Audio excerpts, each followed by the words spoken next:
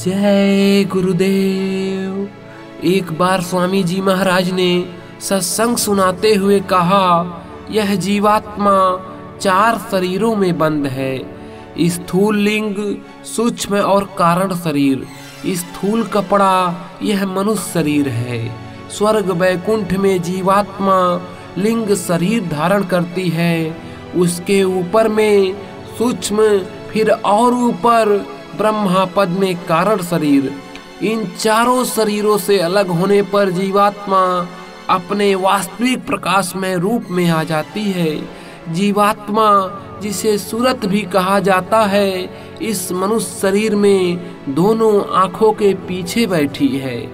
यह सृष्टि काल भगवान की है। उन्होंने कर्मों का विधान बनाकर जीवात्मा को फंसा लिया है। कर्म बड़ा बलवान है और कर्म के वश में सारा जगत है। कर्मों को धोने का महापुरुषों का घाट अलग है। बगैर उस घाट पर गए कर्म नहीं धुलेंगे। काया के बिना कर्म अच्छा बुरा नहीं हो सकता और कर्म के बिना काया नहीं मिल सकती। जब तुम कर्मों में बंधे रहोगे, आना जाना होता रहेगा। जन्मों मरो यह क्रम बराबर चलता रहेगा जब तक महात्मा नहीं मिलेंगे। कर्मों के बोझ को कोई उतार नहीं सकता। इसलिए अपनी बुराइयों को छोड़ो और शाकाहारी बनो। हमारे गुरु महाराज जी ने जाते वक्त कहा था कि मेरी दौलत को छिपा कर मत रखना, सबको बांट देना। अगर उनका आदेश न होता तो मैं इसमें नहीं पड़ता, कहीं जंगल में चुपचाप भजन करता। नामदान देना कोई आसान काम नहीं है, इसमें बड़ी तकलीफ होती है। वह तो जो देता है उसे ही मालूम है। मैं तो लिख कर जाऊंगा कि दुनिया में सबसे खराब काम गुरु बनने का है।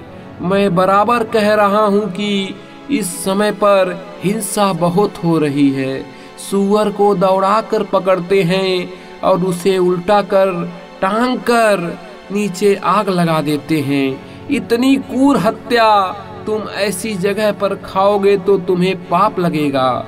नहीं मानोगे तो ऐसा समय आ रहा है कि तुम्हारे चिथड़े उड़ जाएंगे। इसलिए कहता हूँ कि शाकाहारी हो जाओ। सब लोग सावधानी से रहें। समय नाजुक मोड़ पर है और बड़ी होशियारी से खराब समय को पार करना है।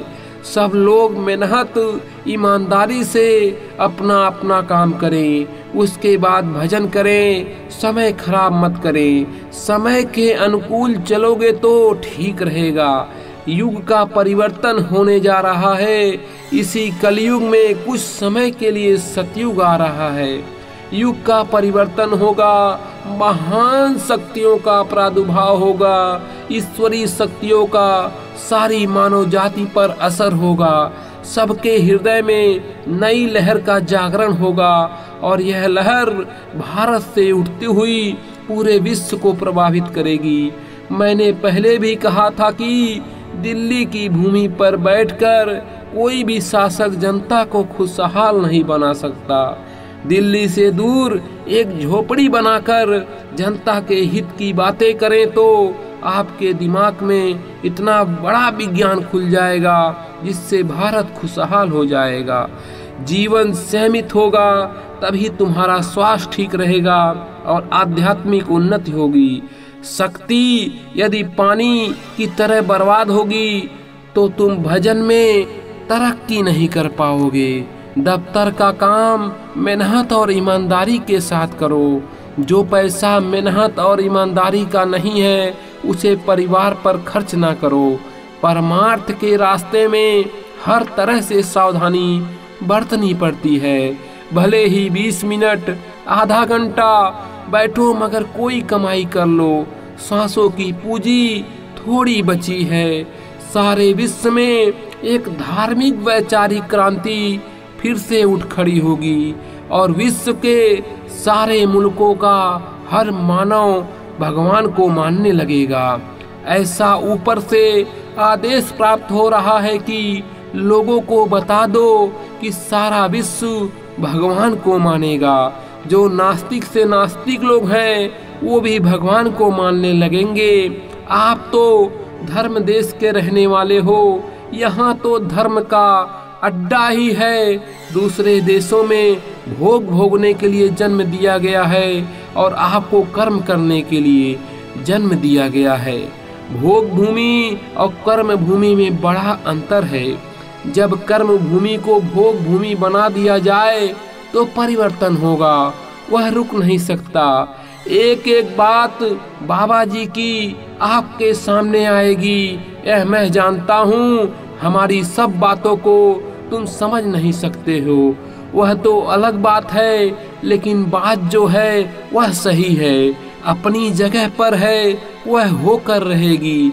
जो बातें 300 वर्षों से कहता चला आया हूँ वो सब आपके सामने घटित होगी। वह कोहराम, कोलाहल और त्राहिमाम तो महात्मा रोके हुए हैं, वरना देर लगने वाली नहीं। आपको यह अवसर दिया जा रहा है कि आप संभल जाओ।